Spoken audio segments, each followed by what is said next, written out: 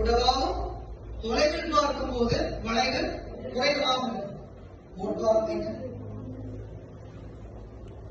இந்த நிலைமையை தான் சொல்லுவோம் தன்னமைவு. என்ன அமைவு? தன்னமைவு என்ன சொல்றவன் ஒழுங்கா கவனிக்கலாம்.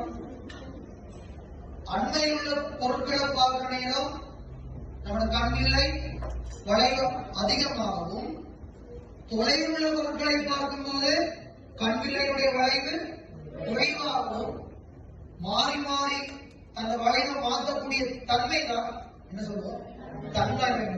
என்ன அமைவு? தன்னமைவு. புரியுதா? கொப்பியில பார்த்து எழுதுறீங்க. கொப்பியில பார்த்து எழுதும் போது உங்களோட கண்ணில் எப்படி இருக்கும்? வளைவு அதிகமாக வளைவு குறைவாக? வளைவு அதிகமாக. பின்னாடி உள்ள இப்ப நீங்க போர்டு பாக்குறீங்க.